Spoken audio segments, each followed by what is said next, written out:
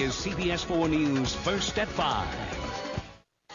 Now, each week, hundreds in South Florida come to hear a controversial message from this self-proclaimed Son of God.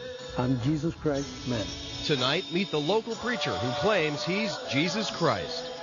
Well, you may not agree, but we've seen the hundreds of followers he has here in South Florida. Add to that the thousands that he claims to have around the world. CBS 4's Ileana Barella spoke with him. Ileana. Maggie, over the years, many have claimed to be the new Messiah. This latest entry is a self-proclaimed Jesus who favors designer sunglasses, wears a Rolex, and drives a Beamer. And you don't have to drive far to see him. He's right here in South Florida. He's back. I'm Jesus Christ, man. The second coming of Christ. His name is José Luis de Jesus Miranda, but his followers call him Apostle, Dad, or simply Jesus Christ Man. He is God. He is God. And they lavish him with money and gifts.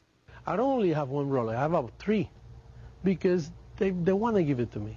It's like when that woman came to Jesus with the expensive perfume and spread it in his feet. He didn't reject it.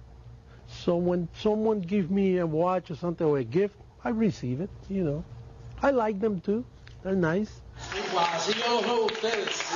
This self-proclaimed Son of God is a 60-year-old former heroin addict and convict. The divorced father of 4, born in Puerto Rico, now lives in South Florida with his second wife.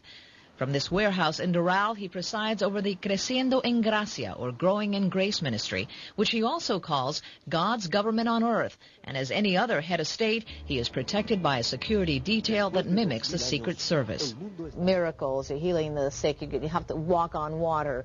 Do you do any of those things? No, not necessarily.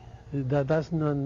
See, my evidence is the church, what I'm doing worldwide. What he is doing at more than 300 centers in Central and South America, Cuba, and the U.S. is preaching a message of freedom to indulge. Because according to this modern Messiah, there is no sin, no devil, no hell to pay. The devil is destroyed, hell doesn't exist, no condemnation for the chosen ones. It is music to the ears of his followers, mostly Hispanic men and women who believe they are God's chosen people, predestined for salvation, no matter what they do on earth.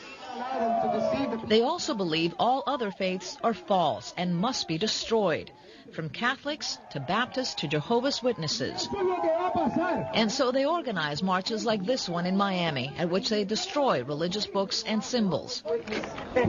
They also have a campaign aimed at disrupting other religious gatherings, sometimes with violent consequences.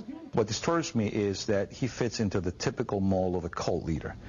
Total, complete submission to his authority. Florida International University religion professor Daniel Alvarez, who has a master's in theology from Harvard Divinity School, is among those who fear Creciendo en Gracia has the makings of a destructive cult.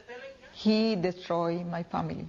So do former members like Regina Albarracin, who left the church about 5 years ago.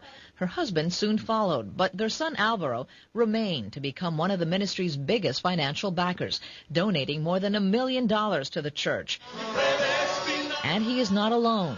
Many others have set up businesses in De Jesus' name that pour cash into the ministry. So I know, we're going to be ruling the whole world.